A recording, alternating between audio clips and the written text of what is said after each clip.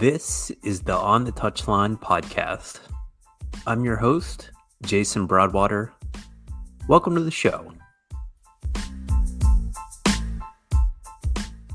Want to save 10% on your next DukeTigBrand.com order? Use the promo code Broadwater19 at checkout. DukeTigBrand.com. If you've listened to the show before, you know how much I love Duke Tig Brand. I use their Excel notebook, I use their waterproof notebook, and absolutely swear by their products. Go to DukeTigBrand.com right now, DukeTigBrand.com, and save 10% at checkout on your next order. From apparel to logos to coaching notebooks, Duke Tig Brand has got you hooked up. DukeTigBrand.com, promo code Broadwater19 at checkout. In Season 2, Episode 28 of the On the Touchline podcast, I talked to Paul Cammarata, the founder and the host of the Coaching Journey podcast. Paul is one of the many podcasts that I've listened to on a regular basis, and he has a really great mind when it comes to the game of football and game of soccer. So more on Paul in just a sec. This will be the final episode of Season 2. I'm going to take a little bit of a break and begin planning Season 3, which will be out sometime this fall. And I just want to say thank you for listening to the first 2 seasons of the On the Touchline podcast. Season 2 was as much fun as Season 1, and maybe even a little bit more. The guests, the people, the backstories, the interesting players and coaches and people in our game that I've gotten connected to, it's truly been inspiring. And I absolutely love giving you a glimpse into their lives as the host of this show. So a sincere thanks from me to you for listening to this podcast and sharing it with friends and coaches and players in the coaching and soccer community. You can connect with me at any time on Twitter or Instagram, highly active on both, and my handle is @SoccerCoachJB. So Paul Cammarata has done a number of things throughout his coaching career. He's worked in the college game, he's worked for an MLS academy, and he's also worked as a high school coach. Paul earned his NSCAA, now United Soccer Coaches Premier Diploma, as well as their Director of Coaching and Goalkeeping Level 1 diploma along the way. And he is also a U.S. Soccer Federation e-license holder as well. I have listed in the show notes how you can connect with Paul and follow along with what he's doing at the Coaching Journey.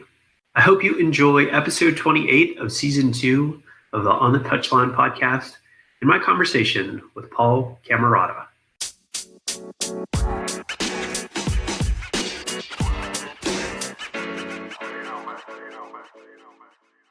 Well, Paul, thank you for joining the On the Touchline podcast. And as a fan of your work, it's always great to connect with fellow podcasters and coaches and people in our game that I just think are willing to put themselves out there and have listened to the Coaching Journey at different times in my coaching career, and really just appreciate what you're doing with your show. So it's good to have you on the show. Thank you. Thanks for having me. It's always nice to be buttered up before we start, so I appreciate that. For folks that don't know your backstory, and it's sort of the origin story of how you've gotten to where you are in your coaching journey, tell people a little bit about your background. Sure. So let's see. I was an awful player, was never any good. Figured out pretty quickly that if I wanted to remain in the game, it would not be, lacing up my boots. So went to college, went to Fordham University back in 2009. The plan was to do law school, probably have a boring, nice income job, make my parents proud, and go through the motions. But then I had the opportunity while I was at Fordham to help start a club soccer team. Depending on the college you've gone to, club sports can be relatively high level in some places. Fordham, we were lucky where we were starting something, but we had a very good talent pool. And that started my coaching journey relatively unexpectedly. I was a sophomore. I was coaching the team. I was awful. I was demoted to assistant coach when I was a senior, maybe because he brought in an academy coach who's a friend of mine now from one of the local development academies, and I learned a lot.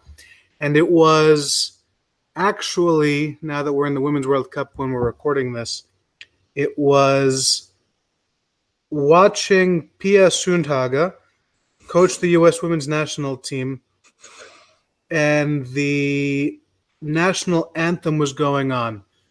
And I was just watching it, and it's not some particular huge inspirational moment, but I was watching and I was saying, what a level to be at, what a level to be coaching, what a moment to be in. I'd love to do that. And that kind of changed my mind. And all of a sudden it went from law school, maybe, God forbid, politics, to, I want to coach. I want to do whatever I can. I want to find a way to become a coach. I graduated. I got a job at a local high school on Long Island. I was still a pretty horrible coach. I tried to slowly improve. Luckily, from there, I interviewed and got a job with the New York Red Bulls as a youth coach with their training programs. After that, I had the opportunity to become a boys director of coaching at a club in Kansas City called KC Prime, which I believe now is merged into KC Scott Gallagher. So I basically just uprooted my entire life, left my family, left my friends, left anyone I've ever cared about, drove halfway across the country to Kansas. I was there for a while. Some family stuff brought me back to New York. I had the opportunity to be the technical director of a club in Brooklyn. And now we are here. I'm actually, present day, I'm going to be starting a new coaching role in a few weeks. So I'm looking forward to that. But sometime in between that part, in 2015, I started the coaching journey. It was a blog. I had just spent a month in England and Germany visiting a couple of clubs there. And I had all these ideas running around in my head. And I needed a way just to express it, to get them out of my head, because I was worried about, basically my head just exploding. So I started the blog. The first article we wrote, about 150 people read it. I was ecstatic. I was over the moon. I said, you know what? Here we go. We'll start writing more articles. And then that morphed into a podcast, and that morphed into a sort of niche little coaching journey business. But coaching is, luckily, so far, the career. It's the passion. It's the profession. And just very happy to, as you do, talk to people about their coaching journey. So it's interesting to share my own. Very cool. I love hearing guest backstory in terms of how they've gotten to where they are, and that you said something there that is interesting to me. That you said you weren't a very good player, and that early on in your career you felt that you may not have been a very good coach. And I'm curious that if you go back and talk to yourself, at that time in your career, what would you tell yourself? Ooh, okay. What time in my career? What age are we talking about? What stage of life? I would say, when you were a player, maybe start there, and then maybe early on, maybe at Fordham, or maybe that, first high school job or something like that. Sure. So I played club. I didn't play for the high school team. I didn't play for the college team. I pretty much played local club, and that was it. Very low level. I would have told myself back then, start coaching now and start doing your badges now. That would have been the biggest thing, because luckily I'm still young. I'm still learning, and that's not going to end. But it would have been nice to start slightly earlier, where I started, I think, around 21. I would have loved to have started my badges, that stuff around maybe 18, 17, so on. That would have been the biggest thing. At Fordham, I think the only thing I would have said is I think maybe just watch more coaches, because when I started, I was on an island. The person I started the club with actually transferred to Wake Forest. So I was literally on an island. I think just observe more and try and start. If you're going to be a coach, start training earlier. Who in your coaching careers had an influence, or who do you admire? And it could be, guys and gals worldwide, or someone locally that's had a positive impact on you as a coach? Yeah, I'm not going to say so. I think it's kind of a boring cliche when people say Guardiola or Bielsa or whatever. So I'm just going to skip that and go with people that no one's ever heard of, or some people might have heard of. When I did my coaching courses, I think I was 20, maybe 22 when I took the national diploma for what was then the NSCAA. And I remember waking up. It was, I've done two of the course I did in Florida, Sunrise, Florida, which is this great residential diploma course they offer. And there was snow. It was the flights were canceled, and I had no idea about the NSCA back then. I was doing it because I wanted to learn. I had no idea about the organization. And I remember the only point of contact I had was just a guy named Ian Barker. And I was thinking, oh, well, Ian Barker must be he must be a coach for the National Diploma course. I'll just call the hotel and leave him a message. But then I found out Ian Barker was the head of the NSCAA, or head of coaching, now United Soccer Coaches. So I remember whenever I've gotten the chance to learn from Ian, work with Ian, it's always been a moment where, the path of learning is you learn to the point where you think you know everything, and then you find out that you know nothing. And then you start that process again. I think I know everything, and then something clicks, or I meet someone, or I observe something, and I realize, okay, I know a lot less than I thought. Paul Marco, who is the coach at Binghamton University, who's a mentor of mine, he's been hugely critical, both from courses I've attended, from a personal mentor, helping with just career advice, coaching advice. And then non-coaching wise, I'd say this is a bit of a cliche answer as well, but I'd go with my father. Just because he's been able to kind of move through or overcome certain obstacles in the past few years that have been very transformational in my thinking towards achieving goals, keeping a positive mindset, even though some people will say that's bullshit. Are we allowed to curse or no? We are. All right. You're going to get a PG-13 rating. Curse away. And without thinking too hard, there's a lot more. But without thinking too hard, I'd say those three people. In terms of mentorship, so that comes up from time to time on this show, just how influential people can be for all of us. And I feel incredibly fortunate that, to have gotten connected to a coaching mentor who often tell people that, this person gives it to me straight. It doesn't tell me what I need to hear. Gives me a good, honest, it helps me see my blind spots, that sort of thing. I'm wondering what that was like for you in getting connected, with the person at Binghamton in terms of, just to continue to evolve and develop and, strive to be better as a coach. Sure. So I tell this story whenever I help run a coaching course. I always tell the coaches attending this story, and it involves myself and Paul. And I've told this to Paul while he's been there, so I think he appreciates it. But my first time meeting Paul, I was taking the Premier Diploma with what's now United Soccer Coaches. It was in Sunrise, Florida. I think I was, 23 at the time. I was young. I was probably the youngest kid amongst the entire coaching group, maybe, one of the youngest. And I probably wasn't ready for the course, but, hey, I figured I think I can do this. I want to learn. Okay. At the time in my cohort, you're talking about some top-level college coaches, Vlatko Andonovsky, who's now over at Seattle Reign. He was in my cohort.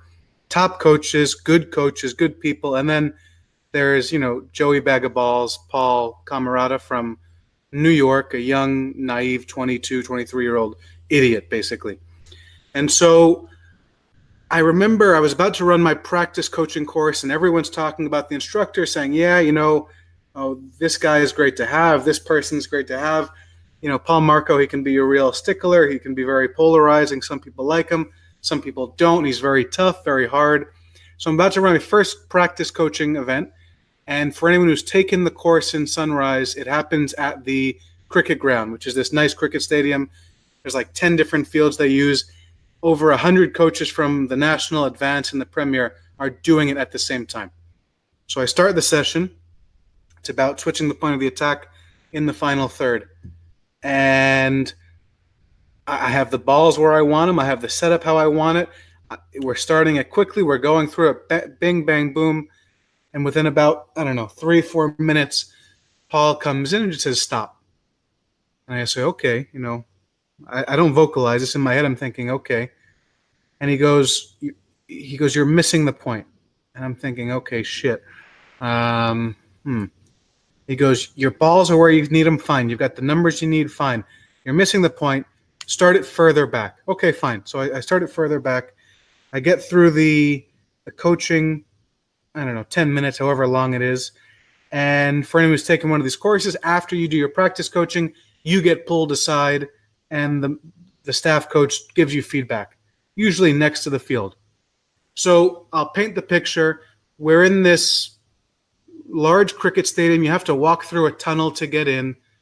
It's the end of the day, so pretty much everyone's finishing up. People who are done from the other courses are sitting in the stands.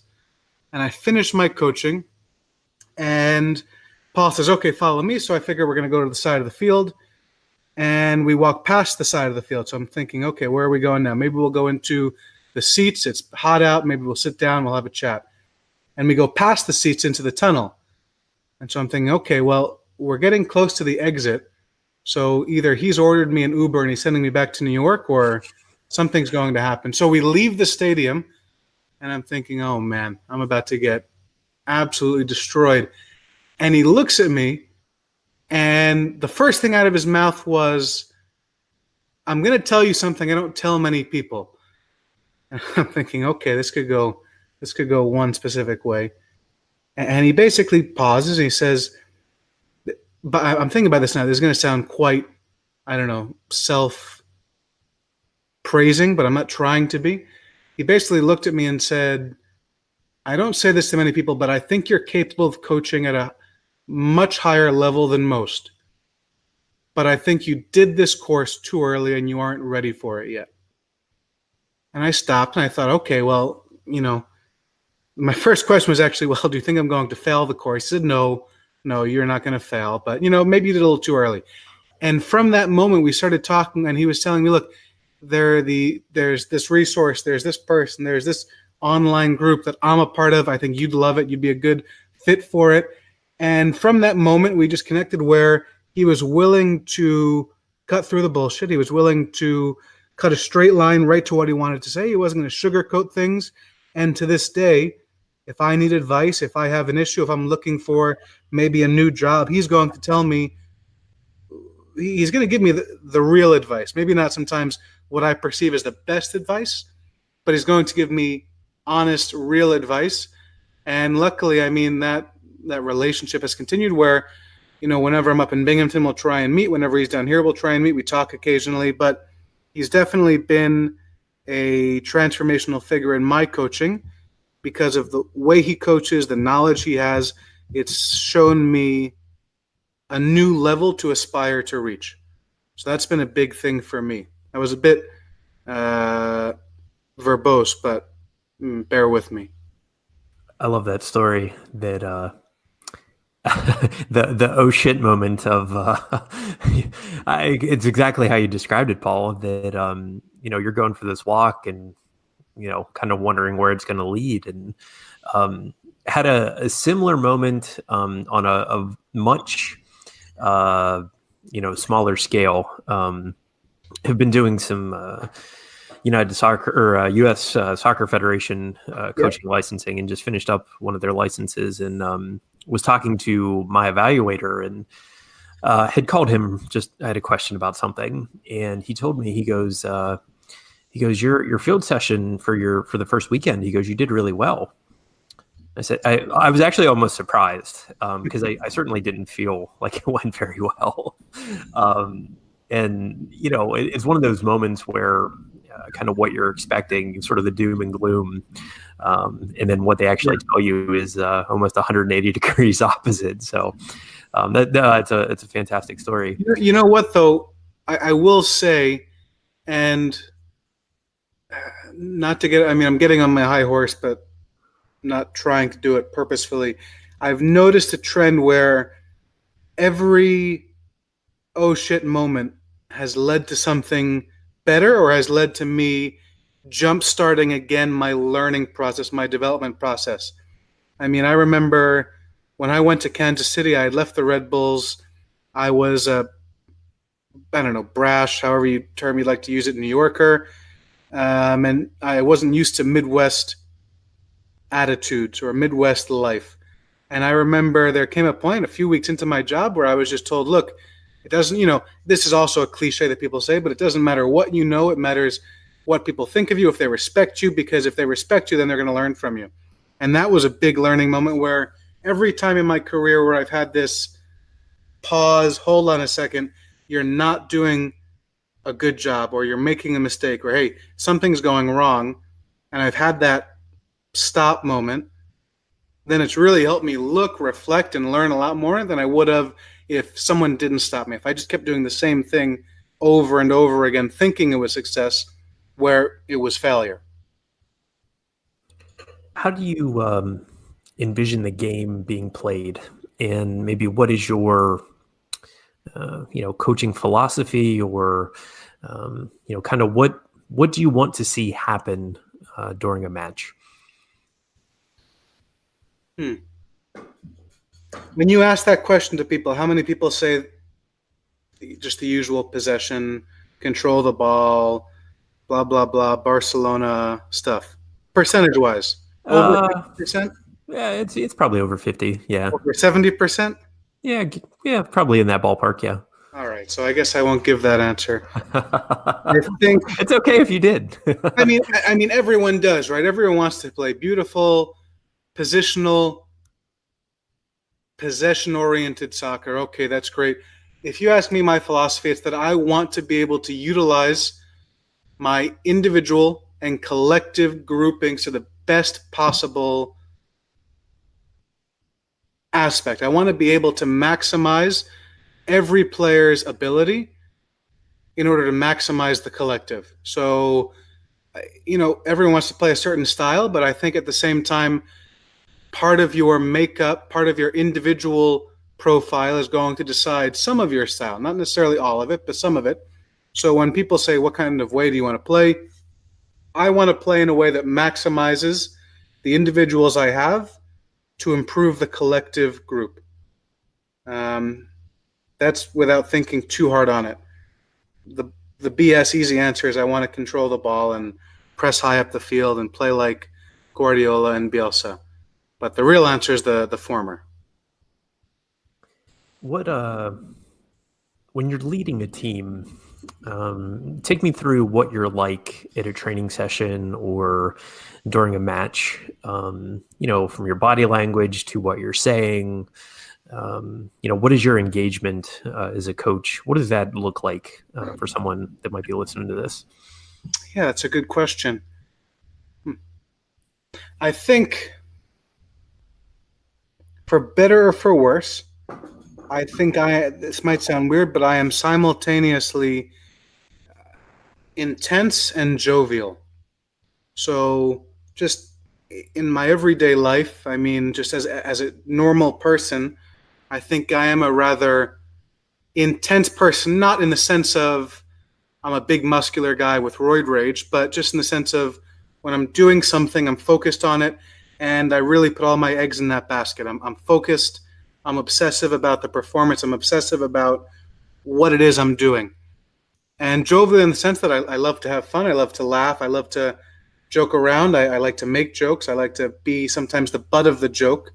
So I think coaching-wise, I ask a lot of the players I'm working with. And that can be good and bad. And I've had both those experiences within my career, within my short career. But at the end of the day, I want to be obsessive about the game so I can make my players or help bring my players to a place they haven't been before. So my intensity, my obsession, at the end of the day, is to try and improve the individual and the collective. And sometimes it clicks, sometimes it doesn't. Now, does that scale based on level, based on age, based on commitment? Absolutely. But we still want players to like competition. We still want players to like the strive for perfection, or the desire to have a perfect pass, a perfect shot, a perfect practice, a perfect game. We're not going to get it. We're not going to have it. But if we're chasing it, then maybe we can have an excellent pass or a great game or an amazing training session. I think that's how I would describe it. When I first started, I will add, when I first started, the mistake I made, the biggest mistake I've made in coaching, is that I tried to be someone I wasn't. And I think a lot of young coaches do that because it's just natural to imitate your mentors or imitate who you see or who you idolize. People want to be Guardiola. People want to be Bielsa. And so now they're going to just wear the clothes. They're going to talk that way. They're going to act that way and flail their arms around, right? But when I first started the high school job, honestly, I was awful. And I'm not saying I'm great now, but I remember I tried to be just some authoritarian, disciplinarian, Sir Alex Ferguson type, and it failed because, look, I believe in discipline. I believe in, instilling principles in people, but I'm not Sir Alex Ferguson. And I had to find my voice and not someone else's voice. So I remember that, and now I try and just stick to my guns and that, hey, I'm a guy that likes to laugh. I like to have fun, but I also like to win, and I like to compete, and I like to make sure that I do everything I can in whatever I'm doing to try and achieve the goal. The self-awareness there, Paul, is fantastic. And I say that because it actually reminds me of how we began our conversation. I would love to go back and basically shake a younger version of myself being a coach, because it's exactly what you just said. Trying to be something that I wasn't, trying to imitate and mimic and parrot, things that I may have heard from, other coaches or people that I admire. But at the end of the day, this journey for us as coaches, it's about figuring out who we are and what we're about. And then how do we take that and impact other people's lives and our players' lives, and doing it, individually, then collectively, as a team. I'm wondering what success looks like, or what does that mean for you as a coach? I asked a similar question on my own podcast, so now it's a bit odd that I can ask that question to over, I don't know. The tables have turned. But I can't answer it. I think so. I'd say success, without thinking too hard on it, just answering relatively quickly. I think success for me would manifest itself in several different ways. One, from a personal, selfish point of view, success would be continuing to coach at the highest level possible for me. Definitely past the level I'm at currently. So just keep climbing the coaching ladder and coaching at higher levels. That would be the selfish, personal answer. From a different perspective, when I think of success from a different perspective, I think of a text message I got. Oh, I wish I could pull it up, but I can't. I wouldn't even know where to find it. I think of a text message I got from a former player at that high school, and this was when I had moved to Kansas City. And basically, the gist of the text was, hey, we heard you were leaving. I just wanted to say thank you for everything you did for us. It wasn't always easy, and sometimes we didn't always like what you were doing, but now, looking back, we realized that, you helped us improve a lot more than we would have. And maybe at the beginning, we didn't like the intensity, we didn't like this or that, but you brought us somewhere we couldn't go by ourselves. And for me, that's also success on a larger level. We're not doing this, you and I, and most people, except for some club DOCs in the New York, New Jersey area, we're not doing this for a paycheck. We are doing this, one, because we love the game, two, because we love working with people. This is a job in which every day is different. Every day you're going to be dealing with people who have a different type of day every day. So it's not the same thing. You go into the job, you look at the spreadsheet, you look at the tables, you do someone's taxes, you write up a court brief. you're going into a session where someone's girlfriend of 5 years just dumped them. Someone's father just passed away. Someone had a shitty day at school. Someone had a great day at school. It's the interpersonal relationships, which is why I think a lot of people go into coaching, because you love working with people and you love helping people grow, both on the field and off the field. I think mic drop, you nailed it. That's you're exactly right. Yeah, it's that ability to positively influence and impact people, one-on-one, but also as a team, and that is from young to old to everything in between. And don't get me wrong. Look, yeah, go ahead.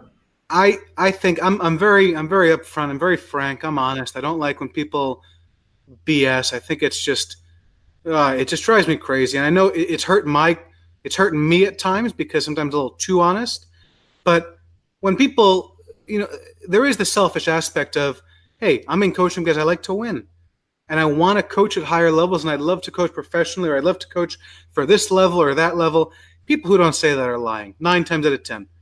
Everyone wants to be able to coach at the highest level they can possibly. Doesn't mean they want to go from U10s to adults, but maybe they want to coach at a professional academy for U10s, U11s. Maybe they want to coach D1, not D3, or D1 for a national champion. So whenever I hear coaches say, oh, well, I only do it for the kids. I mean, come on, really? We're doing it for the kids. I love working with people, and I wouldn't change my career trajectory for the world. But always selfishly, there is as well that idea of, I love competing. I love battling against an opponent. I love training a group of people to compete and try and succeed. And that manifests itself into a different type of success. So it's not just, well, I want to help people grow. Yeah, absolutely. But at the same time, hey, I like winning. I like competing. I like creating a successful team environment. So there is always that selfish motivator as well. I don't think it's a bad thing, but it's more just a human characteristic. It's a human trait. You had mentioned early in the conversation about the trip to Europe, and coming back and starting a blog post or writing a blog post, and kind of things evolving from there into the podcast. And for folks listening to this that may not be familiar with the coaching journey, tell the audience a little bit about the work that you're doing with your show. Sure. That's a shameless plug. So basically, as I said before, I was coaching with the New York Red Bulls at the time. I had gone to Europe for from January to February, visiting a couple of clubs. So I spent a week at Brentford back when they had their academy. I spent several days at Bristol Rovers with Johnny Henderson, who was the former academy manager, West Bromwich Albion. Spent the day in Dusseldorf with Frank Deshan, who's now with U.S. Soccer, a very, very nice, smart person.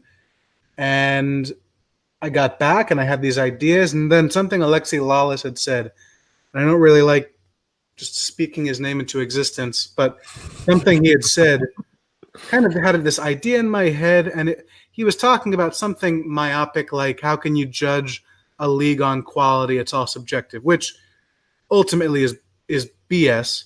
It's a lazy argument that tries to rely on the idea that subjectivity is just the game itself is completely subjective and quality is objective. It's not. And that made me write an article. And I said, I like doing this. I have other topics in mind. I have other aspects of youth development, of coaching, of whatever in mind. I just want to write. And it wasn't anything like I'm going to just become a writer now. It was more, what? Can I put my ideas on paper? And can that help me hone my ideas, refine my ideas? I talk about this a lot. When you start to write, or you click record and start talking into a microphone, or you videotape yourself, it really speeds up your thinking, your development, because now you're putting something out in the public that can be scrutinized. So it's easy to create a training session that no one's ever going to see. It's just as easy to create a training session and click publish, but mentally now there's that idea of, hey, someone can look at this and tell me it sucks. Conversely, someone can say, oh, this looks great. Same thing with the blog, same thing with the podcast. I received a comment several weeks ago, and someone might say the same thing on this podcast, but basically saying, look, we're not coming to this podcast to listen to you. We're coming to listen to your guests. Shut up. Okay, fair, but goes back to what we were saying of being ourselves. I myself am a pretty verbose person, so hey, that's what you signed up for when you clicked subscribe on the coaching journey, and hopefully 5 stars. But so from there, I was writing, and then I said, you know what? I met these great people in Europe. I've met these great people in the United States. I would love to be able to talk with them, and I think other people might find that interesting too. I'd love to be able to call up an academy manager in England, or a professional coach in the United States, or a college coach, or a youth coach, whatever, and just have a conversation about the game. And I think people would like listening to that, because I think everyone wants to hear that. So that started the podcast. It started on SoundCloud, then it moved over to iTunes and all of that stuff. And then from there, honestly, it's afforded me some cool, strange opportunities. I had the chance to talk on New Zealand Sport Radio once because of an article I wrote, which was interesting. I've had the chance and still do to present at conferences, to talk about certain topics, to work with clubs, to work with coaches on development, on session design, on coaching education, curriculum planning. So it's been something that it had very humble beginnings, and it's still quite a humble operation, but strangely it's been able to grow, because I think some people, maybe not a lot, but some people have enjoyed the work we put out, which is always very humbling. I'm very grateful for that, and I'm very humbled whenever people say, hey, I love the podcast, or hey, I like the articles, I like this or that. It's still a strange feeling. It's not something I think I'll ever get used to. I can 100% relate to that. It happened to me actually at the coaching course I was doing, and some of the fellow coaches came up to me as we were finishing up and said that they're like, "Hey, we listened to your show," and I always like don't know what to do in those moments. I feel so awkward. And I said thank you, and I'm just a guy that talks to people, and I'm very interested in people's experiences and want to showcase that. And yeah, it's always this very humbling and enriching experience. And for me, I told someone this recently, Paul, that I could send anybody, you could send anybody a LinkedIn a connection request and say, hey, I'd like to be part of your network.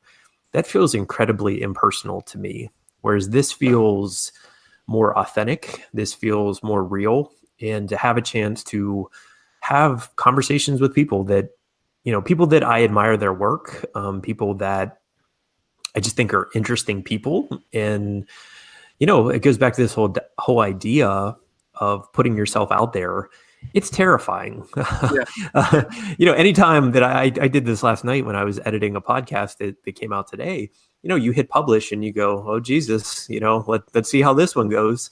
And it, but I'm in a place in my life now where even the people that have pushed back or, occasionally making a comment or something like that, I appreciate the good, the bad, and everything in between. And it's nice to hear just feedback. And I don't, necessarily lose sleep over those negative comments, or whatever. I'm curious for you with the podcast, what's been the most, surprising or, sort of maybe unintended consequence of having, your show that has sort of emerged, in the course of it being available? What do you mean by that? Go extrapolate on that idea further. So for me, it feels, it's amazing, but it's still a bit strange to me that, people that I admire, I feel like I can text them now. I can call them. I can engage with them. I see what you're saying. Okay. Yeah. Okay. So, I don't know the term for this. I don't know if there is a term for this, but I'll try and relate to this in a scenario that everyone can understand. When I was a young male in college trying to meet a nice lady to take on a date, I could never introduce myself by myself to someone. I just can't. I don't know why. I have a podcast. I present at conferences. I can talk to a group of 1,000 people, but I cannot for the life of me go up to a person by myself and introduce myself to them or strike up a conversation. Now, here's the difference. If you and me are together, if I'm with a group and we go meet another group, I can be the life of the party. I can be fun. I can talk, not a problem. But I'm a very, at times, introverted person when I'm by myself. Having a blog, having a podcast has almost given me sort of this kind of invisibility cloak where for some reason, I don't know why, it's a cheap trick, but mentally, I have no issue going up to someone now and saying, hey, this is, my name is Paul Cammarata. I have a podcast. I'd love to have you on. Or, hey, can I ask you a question? So it's almost this, how when you have you're walking a dog in a park, it's a pretty easy conversation starter with a stranger. Mm-hmm. Having a podcast is that conversation starter with a stranger for me on my end. I've also found that guests are maybe other than one or two people, and it was just because I think of their own, I guess I would use the word insecurities of coming on and how they would sound and that sort of thing. Almost everyone I've reached out to at some point has said, yeah, absolutely. I love the game of football. I love the game of soccer. I want to come on and talk about it. Yeah. And that's from the local rec coach all the way up to, national championship winning, people that I just admire what they do and how they run programs and things of that nature. And I think that, I often say this on my show, that the connectivity of sport, and in this case, football, soccer, we all have this same common bond because of that. And it's totally the soccer romantic in me talking here. But I just think that, when you get people, and I've had guests at times that you start a conversation with them and they're sort of very guarded in what they say. And then by the end of the conversation, they're laughing and just, really being themselves. And yeah.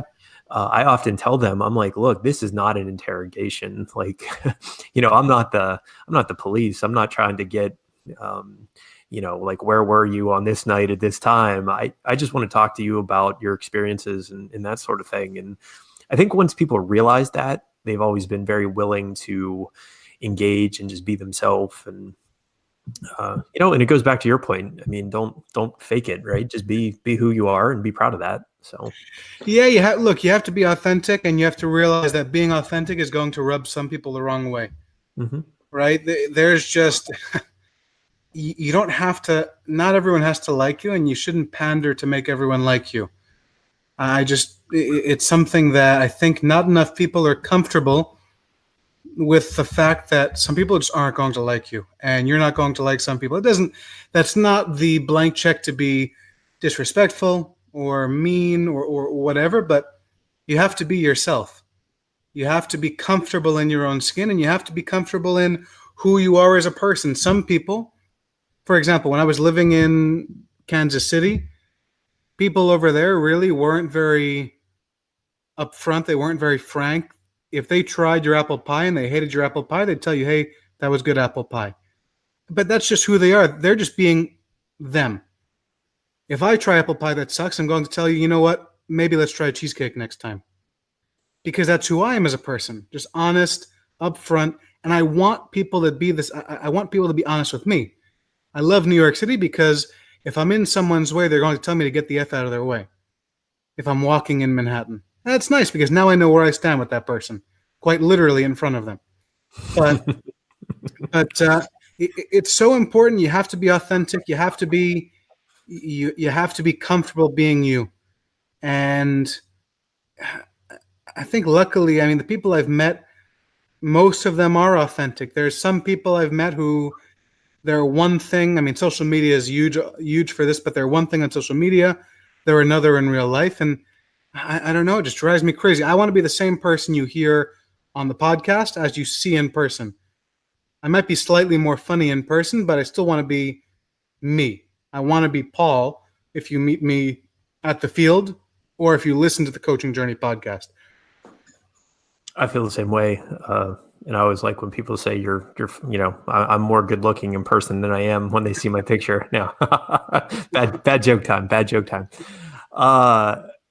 Paul, a question that I always ask to kind of wrap up conversations with my guest, what are we doing right and what are we doing wrong when it comes to, football or soccer in this country?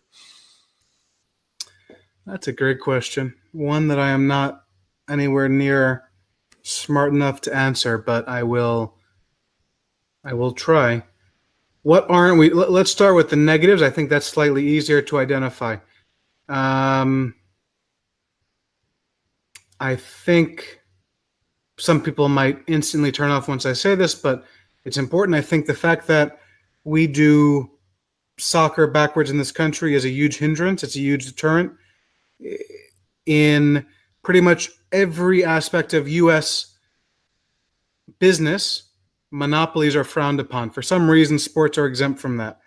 There's a reason why we were busting monopolies decades ago, 50, 60 years ago, because it's bad for business, it's bad for the American citizen. From an economic point of view, it can be very bad. For some reason, though, sports, we've allowed monopolies. We have the NBA dominate basketball. We have MLB dominate baseball. MLS dominate soccer. And within that, it's a closed economic system that disincentivizes the maximum amount of investment you can get. So what I mean by that is we have a system in which it's a closed league. You have to purchase your way into it. There's no sporting merit. There's no real coaching pressure. I mean, there's a reason why some people still have a job and they've been losing for the past 5-6 years, where some people go through the coaching carousel where they just keep getting hired. And I think about the amount of money we throw away by having a closed economic system. If you had a soccer landscape where the club down the road from you or me could start a semi-professional team tomorrow competing in the 12th division, and you know what, if they do really well, they're going to go up to the 11th division. And if they do poorly, they're going down to the 13th. If they do really well, maybe they'll end up in the 7th. Maybe they'll never go higher than that. But you can move up and down. I think overnight you get more investment because it's the barrier of entry. Investing in the sport is much lower now. It's much more accessible. So your local pizzeria can now sponsor a first team playing in the 13th division. When LAFC was started, I think they said they had something like 7 different investment groups, which, let's see, I mean, it was what, $150 million to join? So 7 times $150 million. I don't know, 900 million maybe? So $900 million worth of soccer investment where you've thrown away 750 of it and have accepted only 150.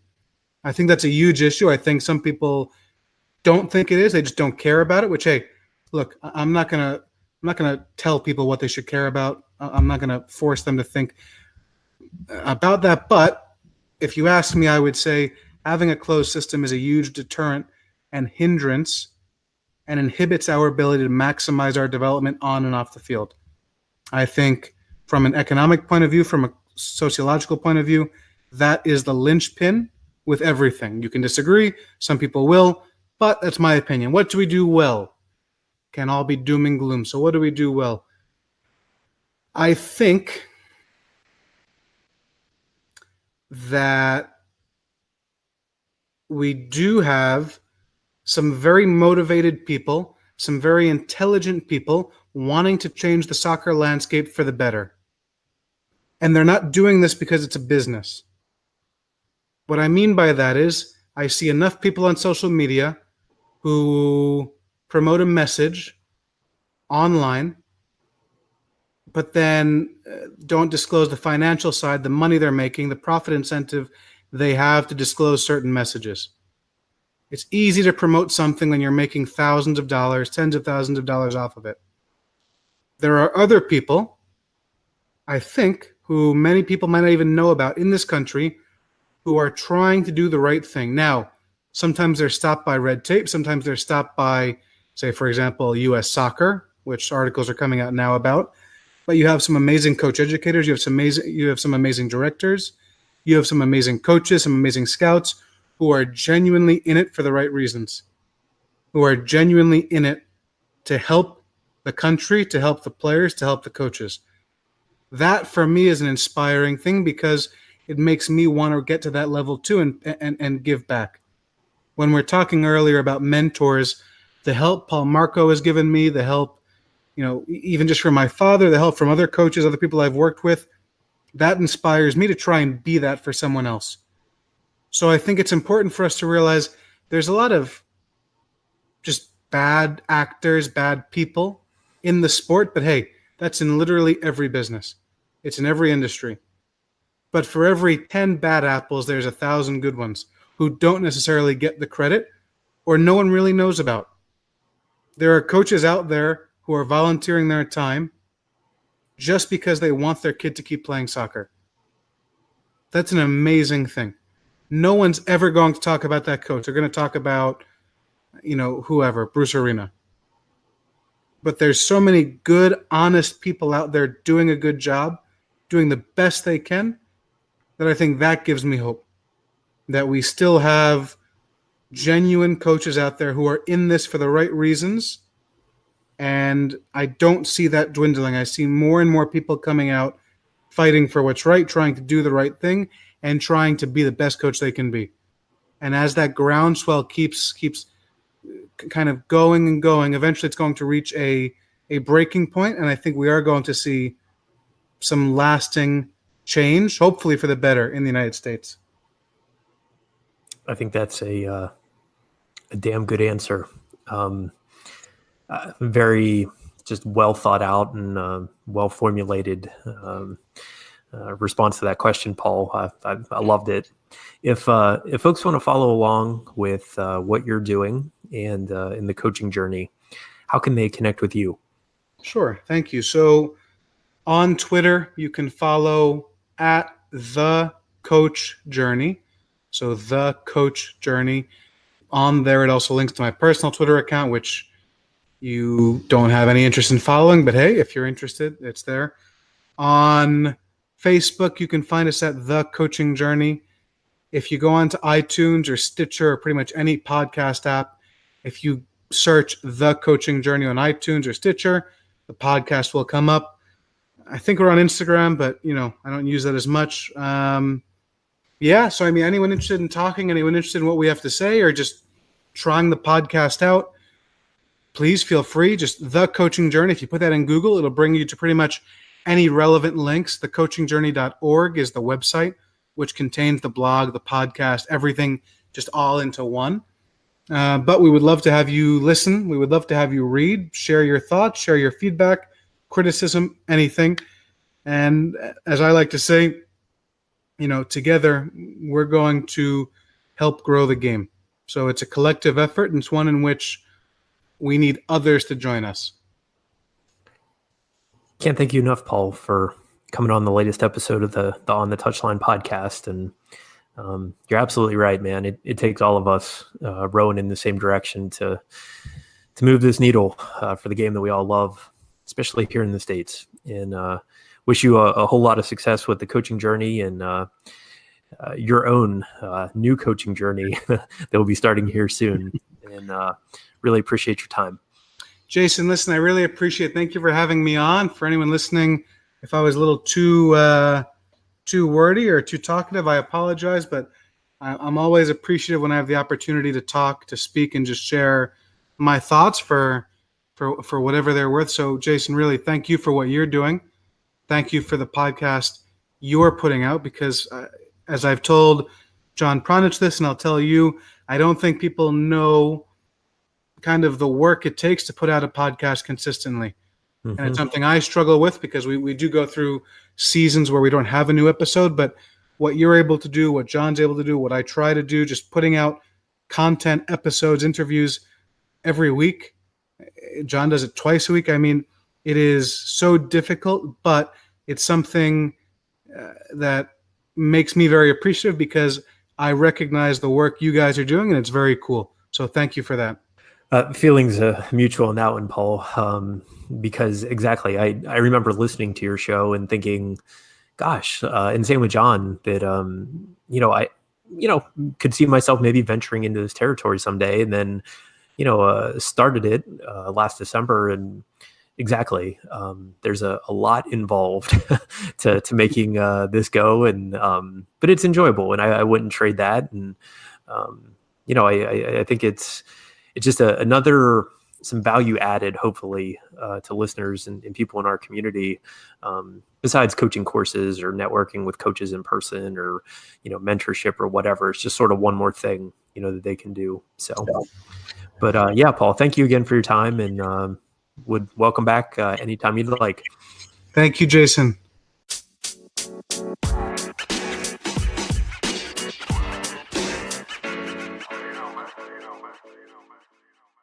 A big shout out to Paul Cammarata for coming on the latest episode of the On the Touchline podcast. And Paul, nothing but good wishes and success in your new coaching journey as you get up and running along the way. So all the best. This podcast is going to take a little bit of a break, but we'll be back for season 3 sometime this fall. So you can go back and listen to close to 60 episodes of this podcast, from episode 1 all the way up to the latest episode with Paul.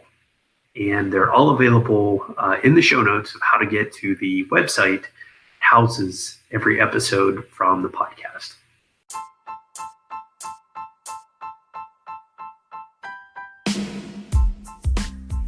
Thank you so much for listening. And if you're on social media, reach out at SoccerCoachJB on Twitter and Instagram. I'll catch you guys sometime this fall. This has been the On the Touchline podcast, and I'm your host, Jason Broadwater.